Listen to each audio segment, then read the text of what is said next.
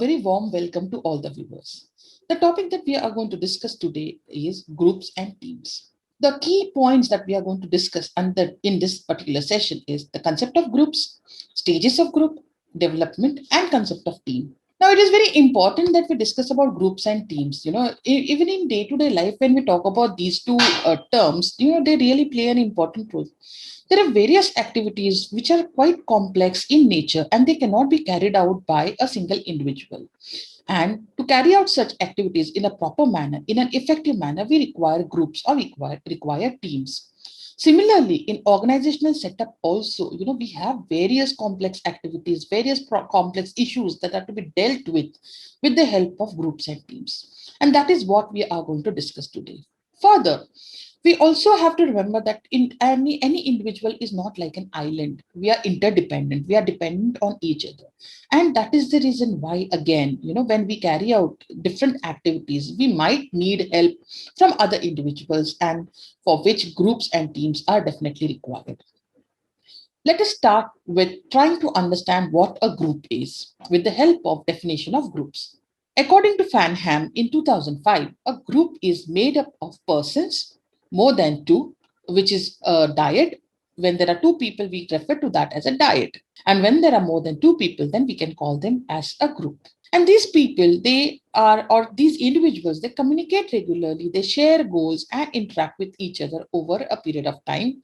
And they also build effective bonds. Yet another definition was given by Johns, who defined group as two or more people interacting interdependently to achieve a common goal. Group can also be defined as two or more people with common interests, objectives, and continuing interaction. This definition was given by Quick, Nelson, and Khandelwal in 2013. Hersey and others in 1998 explained that a group is two or more individuals interacting in which the existence of all, that is the existence of the group as a group, is necessary for the needs of the individual group members to be satisfied. So we looked at the four definitions of groups, and there are certain common elements that you must have noticed in these definitions. Let us highlight these common elements. A group is considered as constituting two or more individuals. So we have to remember that, there could be either two. Of course, two is often referred to as dyad, but then definitely there are more than two individuals. A group will also have common objectives, interests, and goals, that the group members together are supposed to achieve. The members of the group also have to work in tandem with each other, that they have to work in coordination, in communication with each other. And lastly, the group members are interdependent, and in order to effectively achieve the common goal, that is been set for them, or that they have set for themselves, they again have to work in coordination, in tandem, in communication with each other. So these are some of the elements you can say that the various definitions of groups that we discussed that they have in common. Groups can also be categorized into formal groups and informal groups. As far as formal groups are concerned, these are the groups that are created by the organization in a conscious effort in order to promote achievement of organizational goals and purposes. Thus, there could be a group of employees who are working on a certain project in an organization under a particular manager. So these are basically in a conscious manner, in an organization, a group is created with a certain objective. Okay, and this formal groups can also be categorized into task force and committees. Task force can be described as groups that are temporary in nature and are mainly established in order to carry out certain tasks, as the name suggests, and of course to achieve the common purpose that is being assigned. Committees, on the other hand, when compared to tasks, these are more permanent in nature and mainly involve certain assignments that may not be part of the work group structure that are usual.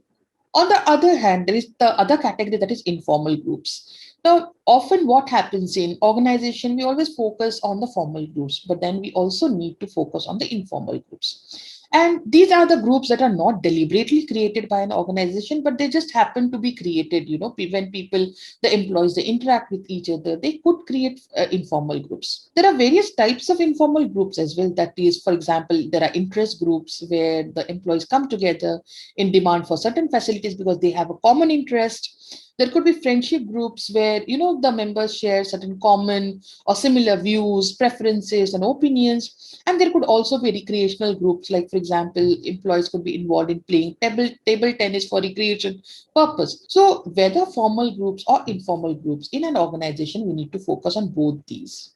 Let us now look at what are the various stages of group development. There have been 5 stages of group development, or rather, there are 5 stages that have been proposed by Bruce Struckman. The very first stage in this is forming. As the name suggests, the group actually is formed over here. And that is the reason why this is the initial or the very first stage. And during this stage, there is some agreement amongst the members, but definitely there is going to be ambiguity. There is going to be a lack of clarity, mainly with regard to what is the purpose of the group. Also, what are the roles that each and every member is expected to play.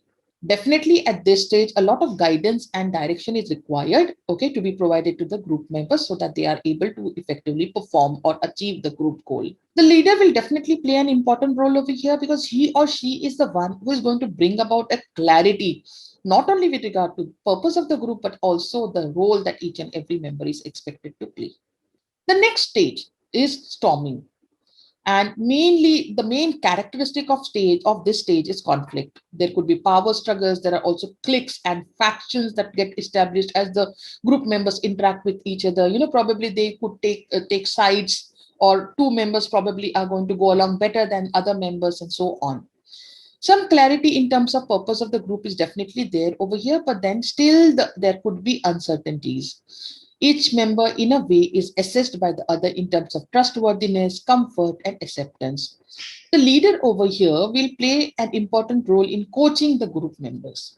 Let us look at the next stage, that is norming.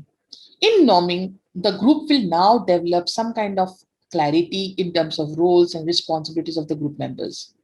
There is also increased agreement and consensus amongst the group members. There is the focus is also on decision making process, and the task achievement is also highlighted. The leader over here will again play an important role as a facilitator.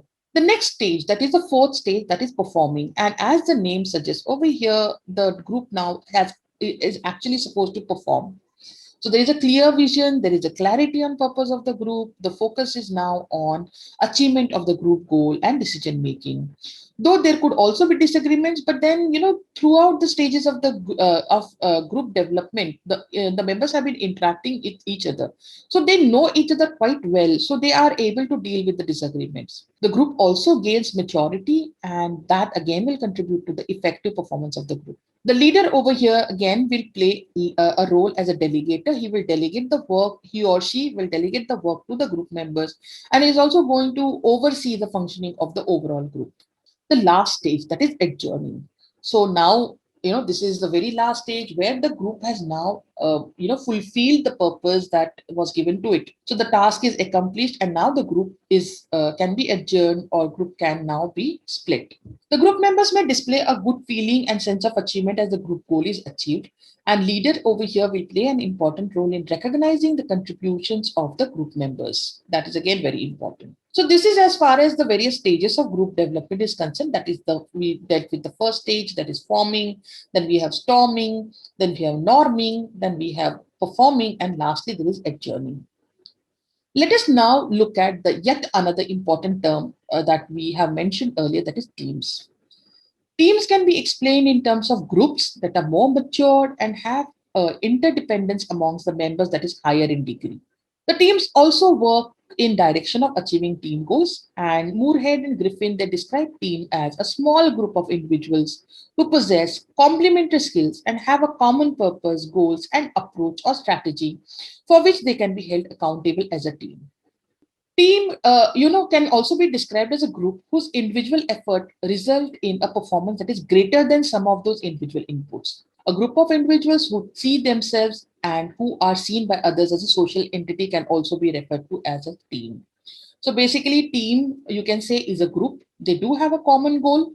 There is cumulative effort, there is sharing of responsibility, and as there is sharing of rewards as well, to mention team in short. Some of the main elements of team is that the goal has to be clear and specific. Also, there has to be a lot of planning, coordination.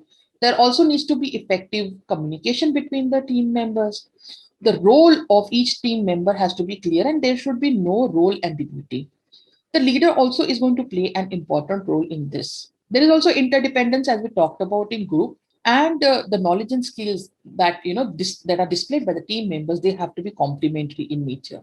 Size of the team also will play an extremely important role, and the ideal size of the team should be between 4 to 12, so that it is effective to manage. At the same time, the site should be big enough, uh, so that the issue or the activity that is to be carried out is effectively carried out. Many times the question that can pop in your mind is that what is how teams and groups are different. Definitely they are similar, and many times they are also interchangeably used, but then definitely there is a difference between groups and teams. Groups are often larger in size when compared to teams. Also, teams are groups that are more mature in nature. Group members are comparatively less interdependent when compared to team members. So, team as such is more cohesive, or the team members are more kind of close to each other compared to when we talk about groups. The team members also, display a higher sense of common purpose, and the accountability amongst the team members is also higher, when compared to groups. There are various types of teams as well. When we talked about group, we categorized it into formal and informal groups. So there are various types of teams as well. Like the one type is problem solving teams. Now, problem solving teams could be like between 5 to 12 employees or team members, and they are often from same department. They could meet for few hours every week, and then mainly the focus is on solving a certain problem. It could be a problem that and the organization is facing regard to something, and then team is created to basically solve that particular problem. There are also self-managing teams which are self-directed and self-reliant, and they are also called as autonomous work groups. These teams are given responsibilities for a task area, and there might not be day-to-day supervision, but an authority to influence and control both the group members and behavior definitely could be there. There are also cross-functional teams that can also be referred to as horizontal teams, and these are group of employees from about the same hierarchical level, but from different work areas, and these are mainly created to deal with specific problems. And basically, this such a team is dissolved when the task is completed or problem is solved. Besides the above, the other types of teams could be formal team, a team created by an organization as a part of formal organizational structure, as in formal groups. There are also vertical teams, which consist of a manager and his subordinates in formal chain of command. And there could be virtual team. Now due to COVID-19 situation, that we have been doing a lot of virtual meetings. So there are virtual teams also, where teams that uses computer technology, so that geographically distant members can collaborate on projects and reach common goals. So these are the various types of teams. Now let us look at what are the various team related activities. The very foremost activity that a team can be used for is advice. It could be advice to the management or advice to a particular department. So such teams are constituted so as to identify and understand an issue or a problem and provide suitable advice. Teams can also be used for, or rather, one of the activities that will be carried out by a team is innovation, where there is brainstorming and systematic discussion to come up with innovative ideas and strategies. Promoting is yet another activity, team activity, and promotional activities that could be, basically carried out to promote certain product or strategy. Development team can also be used for development, that is developing a new product or developing a new strategy. Team can also play a role in organizing, where events can be organized with the help of teams, or programs can be organized. Team one another Yet another activity of team is also production, where production related activities are involved. Inspection, evaluation, and analysis can also be a team activity, where a certain issue is inspected or evaluated and so on. Maintaining a positive environment can also be one of the activities that is provided to your team, or team can be created to maintain high morale, or to maintain motivation amongst employees and so on. Linking is yet another team activity, and linking different groups in an organization, thus bridging the gap between varied groups in an organizational setup in order to enhance communication and interpersonal relationship can be carried out. Teams can also help in dealing with complex issues and problems, though care needs to be taken while building the teams together. Let us now look at some of the potential team problems. There could be problems in team because of changing composition, like for example, members have been transferred or members have been changed or new members have been added where the composition of the team changes and there could be issues. Interpersonal relationship amongst the members can also cause a problem, and basically, these could also be applicable to group. Problems could also arise due to communication barriers. Problems could be due to social loafing as well, where few members are not contributing the way they need to contribute. Inappropriate leadership style or ineffective leader can also lead to issues in activities or rather the functioning of the team. If the team size is very huge, that can also create a problem. If there is no proper organization in the team, that also can have a problem. Role ambiguity is yet another problem that can occur in a team. Lack of trust, domination by one or more member can also disturb the team environment and can interfere with the team's goal directed behavior. Lack of motivation amongst the members can also be an issue. Lack of compatibility or conflict amongst the group members also need to be taken care of for effective functioning of the team. There could also be lack of consensus among the group members, which can lead to lack of decision making by the team, which again can have an impact on goal directed behavior of the team. There could also be negative climate or anti-team culture in the team. Disagreement over team's purpose and task can also be a hindrance. Large influx of new members can also create a problem. Low degree of team morale or team cohesiveness can also interfere with the functioning of the team. Resistance to change, confusion, disagreement about the roles of the team can also create an issue. Bad decision making and bad policies also interfere with the team functioning. Ill-conceived reward system is yet another reason besides insufficient information and feedback. So whenever a team is created, these are some of the issues and problems that we need to focus on. To summarize what we have dealt with in this particular session, we mainly focused on groups and teams, and we started with discussing what is a group. We looked at what various definitions of the groups, and we also highlighted some of the common elements in this, the definitions. We also discussed about the formal and informal group, and then later on we spoke about the stages of group development, where we touched upon the 5 stages as given by Bruce Struckman, namely forming, storming, norming, performing, and adjourning. We then focused on teams. We discussed about what is a team, and then we also focused on what are the main elements of the team. We then discussed about the difference between groups and teams, where we said that group is comparatively larger in size. Their teams are more mature compared to a group. In group, the members are less interdependent when compared to a team. We also said that in teams, the sense of common purpose is quite high. The cohesiveness is very high, and also the accountability among the team members is also quite higher. We also focused on the types of teams, where we discussed about problem solving teams, we discussed about the self-managing teams, the cross-functional teams, and we also spoke about formal team, vertical team, and virtual team.